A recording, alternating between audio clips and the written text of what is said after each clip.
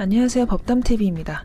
흔히 뉴스나 기사에서 접한 횡령 사건을 생각하면 어떠한 중책을 맡은 사람이 회사의 큰돈을 몰래 빼가는 모습을 상상하실 수도 있겠는데요. 회사의 적은 금액의 횡령이라고 할지라도 형사소송 절차를 밟게 됩니다.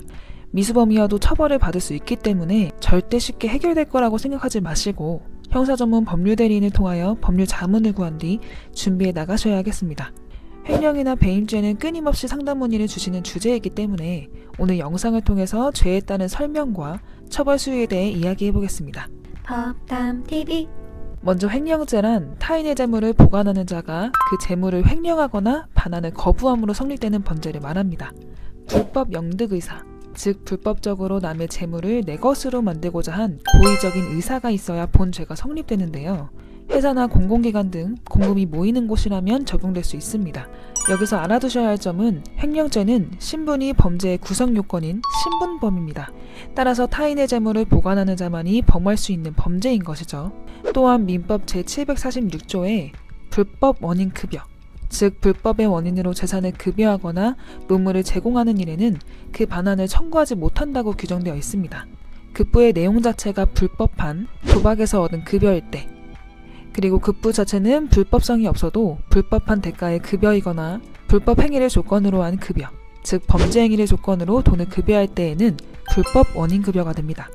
따라서 보관자의 지위와 자격이 인정되어서 횡령죄가 성립되는 사건인지 불법 원인 급여에 해당되지는 않는지 꼭 확인해 보셔야겠습니다. 또한 횡령죄는 세 가지 종류로 나누어질 수 있는데요. 타인의 재물을 보관하는 자가 재물을 횡령하거나 반환을 거부함으로 성립되는 단순횡령죄, 업무상의 임무를 위반하여 재물을 횡령하거나 반환을 거부함으로 성립되는 업무상 횡령죄, 마지막으로 유실물, 포류물, 타인의 점유를 이탈한 재물, 매장물을 횡령하는 점유이탈 횡령죄로 종류가 나누어지기 때문에 반드시 법조인의 조력을 받아서 사건을 정확히 파악해 보셔야겠습니다. 다음으로 배임죄란 타인의 사물을 처리하는 사람이 위임받은 임무에 위배되는 행위를 함으로써 본인이나 제3자가 재산적인 이득을 얻거나 회사에 손해를 끼쳐 임무를 맡긴 사람에게 피해를 끼치는 행위를 할 때 성립되는 범죄를 말합니다. 이 또한 타인의 사물을 처리하는 신분이 충족되어야 하는 것이죠. 횡령죄와 배임죄는 다 같이 타인의 신임관계에 위배한다는 배신성을 본질로 하는 점에서는 동일하지만 횡령죄는 특정한 재물에 관하여 성립되는 것이고 배임죄는 재산상의 이익에 관하여 성립되는 것이므로 특별법과 일반법의 관계에 있습니다. 참고로 특별법이란 특정의 사람, 사물, 행위 또는 지역에 국한하여 적용되는 법이며 일반법은 민법, 형법과 같이 제한 없이 일반적으로 적용되는 법을 말합니다. 특별법은 일반법에 우선하여 적용되는 것이 원칙이기 때문에 횡령죄가 성립되는 한 배임죄는 성립하지 않는 관계에 있는 것입니다.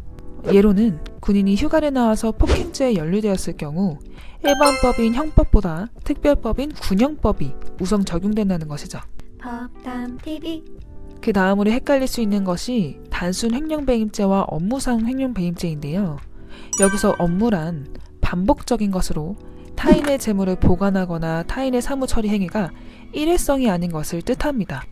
재물을 보관하고 타인의 사무 처리를 하는 자격 이외에 업무자라는 신분이 있는 것이죠.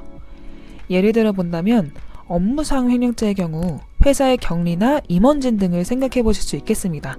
이와 같은 범죄는 업무를 준 자의 신뢰관계를 훼손시키는 것이며 단순 일회성이 아니므로 범죄 유혹에 노출되기 쉬워 범죄 예방을 위하여 중한 처벌을 받게 됩니다. 그렇다면 처벌 수위와 공소시효는 어떻게 될까요? 단순 횡령 배임죄의 양형 기준은 5년 이하의 징역 또는 1,500만 원 이하의 벌금이지만 업무상 횡령 배임죄의 양형 기준은 가중 처벌이 되어서 10년 이하의 징역 또는 3천만 원 이하의 벌금형에 처해집니다.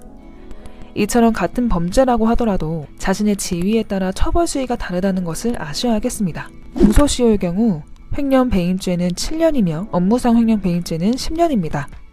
만약 해외로 도피를 했다면 공소시효가 정지되었다가 국내로 입국하였을 때 다시 시효가 발휘됩니다. 법담TV.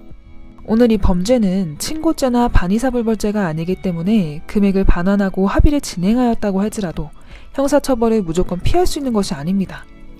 또한 민사상 손해배상 청구까지 당할 수 있기 때문에 최대한 선처를 받기 위하여 사안의 중요성을 정확하게 인지하고 적극적으로 대처하여 선처를 받을 수 있도록 노력해야 하겠습니다.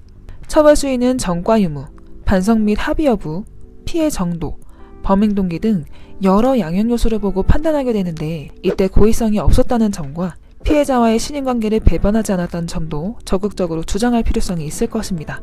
해당 범죄로 어려운 상황에 처해진 분들이 계시다면 법률사무소 법담, 형사전문 변호사와 피해 정도, 사실관계, 범죄 성립 요건 등을 미리 확인하여서 초기 대처를 잘 준비해 나가시길 바라겠습니다. 지금까지 법담TV였습니다. 감사합니다.